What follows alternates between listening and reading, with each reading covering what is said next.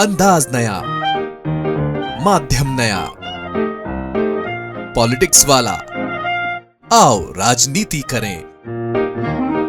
लानत है तुम लोगों पर। अपने आप को पत्रकार कहते हो, अपने आप को बुद्धिजीवी कहते हो, अपने आप को यूट्यूबर कहते हो और पक्ष लेते हो आतंकियों का। खोज खोज कर तर्क ला रहे हो कि आतंकियों ने जिनको मारा है उनमें एक मुसलमान भी शामिल है। अरे इस देश के किसी भी नागरिक को, किसी भी निर्दोष व्यक्ति को मारा जाएगा, चाहे वो मुसलमान हो या हिंदू, उसकी आलोचना करनी चाहिए या नहीं करनी चाहिए। आप तर्क दे रहे हो कि 2000 लोग वहां मैदान में मौजूद थे, आतंकियों ने अंधाधुंध गोलियां चलाई है, देखा नहीं कि हिंदू है या मुस्लिम, तो बड़ा एहसान किया क्या आतंकियों ने? इस तरह उनकी चापलूसी कर रहे हो। इतने भूखे मत बनो लाइक्स के, इतने भूखे मत बनो कि लोग तुम्हारे नाम को लेकर आगे तुम्हारे आने वाली पीढ़ियां तुम्हें कोसे। आतंक की आलोचना करने में इतना डरते हो, इस तरह बातें कर रहे हो, यानी चोर को चोर कहने में डर रहे हो, आतंकियों को आतंकी कहने में डर रहे हो ताकि आपके नंबर कहीं और बढ़ जाए। आप मास मीडिया के लोगों को गोदी मीडिया कहकर आलोचना कर सकते हैं, गलत भी है, गोदी में बैठना भी गलत है, लेकिन आंखें मूंद कर आलोचना करना भी गलत है।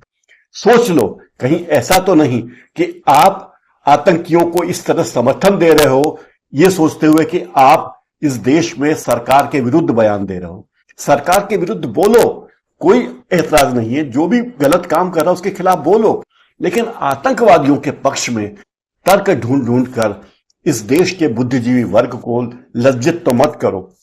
एक और बात कहना चाहता हूं, इस देश में जो कुछ भी हो रहा है उसके लिए सरकार और केवल सरकार जिम्मेदार नहीं है, आप भी जिम्मेदार। सरकार की हर गलत बात का विरोध कीजिए, बहुत अच्छी बात है, लेकिन खुशियां मत बनाइए जब दुनिया में कहीं भारत की नाक नीची हो। आप उसकी जड़ों तक जाइए और बताइए कि भारत की नाक नीची क्यों हो रही है।